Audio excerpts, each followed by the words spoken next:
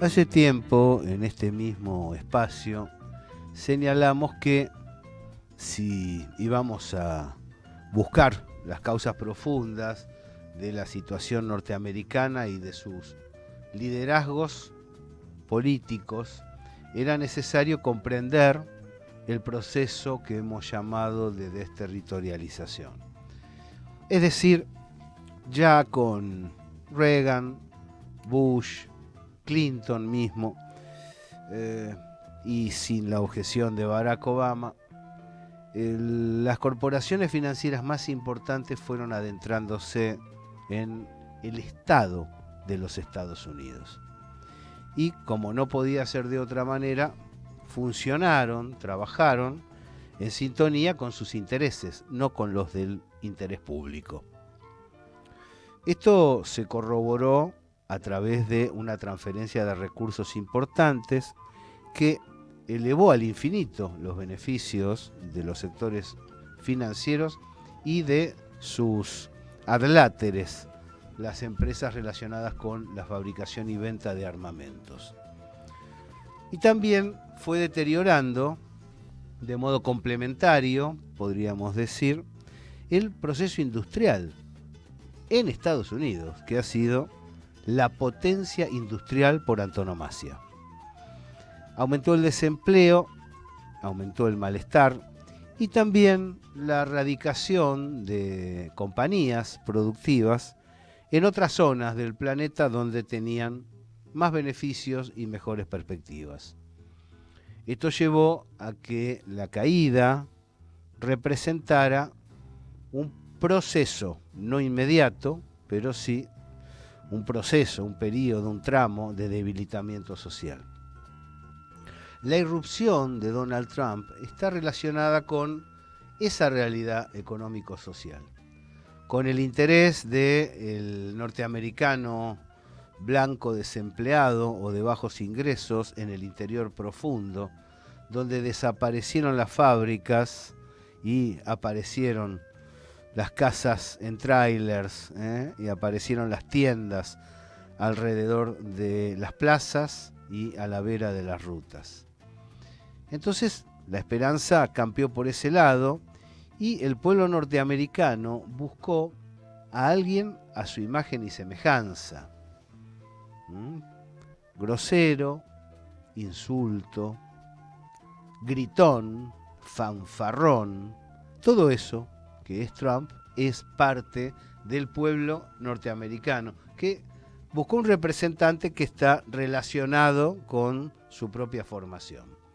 Es cierto que antes había buscado otras variables, pero fueron decantadas en la misma interna del Partido Demócrata. Ahora viene la convención republicana.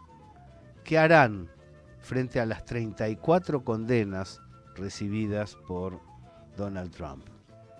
¿Puede un presidente estar preso? ¿Puede ser alguien presidente estando preso? ¿Sabe que sí, según la Constitución norteamericana? Escuchamos a José Wisner, que lo explica con bastante claridad desde Negocios TV. Buenos días, son las 8:01 de la mañana, esa es la noticia clave de las últimas horas alrededor de la culpabilidad de Donald Trump en el primero de los 4 juicios. Lo analizamos, pero para ir rápidos al tema principal. ¿Va a obstaculizar esta sentencia de algún modo el camino que Trump espera que lo lleve de regreso a la Casa Blanca para un segundo mandato? Respuesta corta, no. No. No. Aunque las noticias de estos temas legales sean negativas, aun cuanto, y lo veremos enseguida, vaya Donald Trump a la cárcel, que tendrá que ir con todo su séquito de guardia personal a la cárcel, con todos, lo pone la Constitución tal cual, esté donde esté, el presidente tendrá que ir con su séquito de servicio personal, con lo que, imagínense la imagen, no solo tendría Trump, sino todo su séquito de seguridad. A partir de ahí, la Constitución estadounidense no solo no impide a Trump aspirar al cargo, tampoco contempla la prohibición de ser presidente a un condenado por la justicia federal, ni siquiera si acaba en la cárcel, salvo que haya acabado en la cárcel por un delito muy concreto, el de la insurrección. Y aquí dirán ustedes, Capitolio, 6 de enero 2025, ¿puede encajar en esa definición? También está descartado. En los 4 casos abiertos contra Donald Trump, el expresidente se enfrenta a 91 cargos, pero ninguno de ellos es el de la insurrección. Por lo que escuchen ya lo que ha dicho Trump, el verdadero juicio es el 5 de noviembre.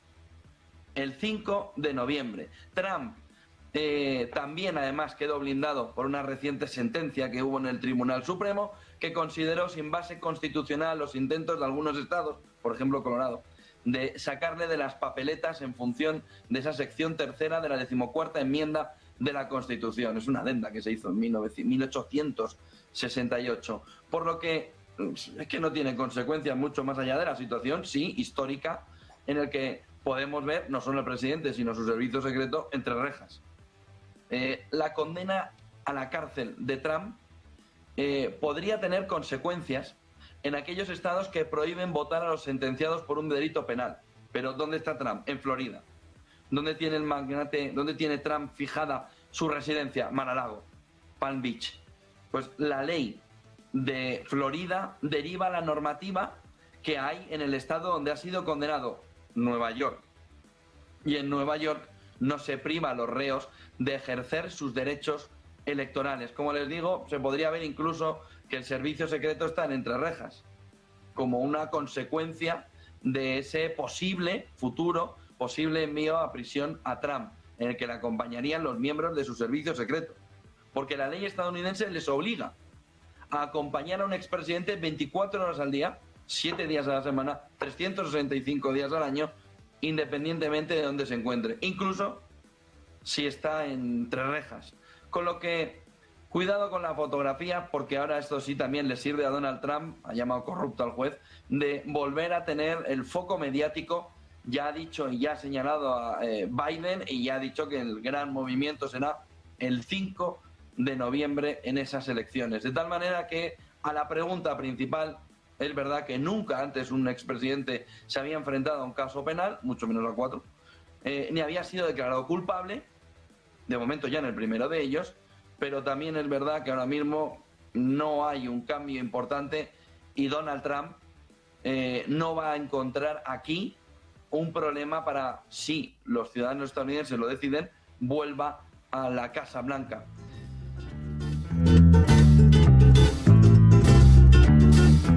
Bastante claro, ¿no? Ahora vamos a escuchar lo que dijo Trump al conocer las sentencias. Pero antes, a comentar el otro flanco. ¿De dónde viene, si hablamos de desterritorialización y de inserción de los intereses corporativos dentro del Estado norteamericano, cuyo ejemplo cumbre es Lloyd Austin, el secretario de Defensa, que es a la vez ejecutivo de Raytheon Industries, es decir, de las empresas que fabrican armamentos, y ahora patalea ante el Estado porque dice que el sector público norteamericano tiene que comprar más armas elaboradas por esos empresarios con los cuales trabaja. ¿De dónde surge la distancia entre una recaudación y otra? Bueno, básicamente de una mirada internacional diferenciada del atlantismo. Esto para nada quiere decir que Trump pueda llegar a comportarse como un líder tercermundista, sino que comprende lo que cuestan las inversiones al erario público norteamericano para las armas y los ejércitos mercenarios. De allí que haya, durante su gestión, zanjado en paz la mayor parte de las dificultades que se desplegaron a nivel internacional. Recordarán ustedes en derredor de Taiwán, recordarán ustedes los pasos, sobre todo en esa zona tan ajetreada de comercio internacional que es el Mar de China Meridional, y ahora se puede ver en Asia Occidental o en Medio Oriente la distancia. Esto pasaba pero de un modo mucho más aletargado y tuvo que afrontar la situación afgana, es decir, no logró el éxito pleno, pero sí logró reorientar las energías nacionales en dirección interior. Frente a lo ocurrido, surgen muchas instancias de indagatoria sobre el futuro. Por supuesto que el futuro económico norteamericano es esencial, pero también hay otros interrogantes que fueron deslizados por abajo de algunos analistas poco escuchados sobre qué pasa con la confianza del pueblo norteamericano en el Poder Judicial. Recuerden ustedes, los oyentes que nos escuchan en esta parte del mundo, que la situación tan intensa que conocemos en nuestros países no tenía una reproducción automática en los Estados Unidos. Esta sanción, tema de llevarse unos papeles a la casa, esta sanción, hace muchas décadas, tirarle unos pesos a Stormy para que lo satisfaga sexualmente, son situaciones que realmente, después de ver los comportamientos del resto de los presidentes norteamericanos, bordean el absurdo y sin embargo han sido puestos sobre la mesa con una intensidad digna de mejores esfuerzos. Escuchamos a Donald Trump. Quieren detenernos por tener carros, nos quieren detener, quieren que pausemos nuestra libertad. Es un problema bastante serio, una de muchas experiencias que vivimos. Es un juez con mucho conflicto, demasiado conflicto.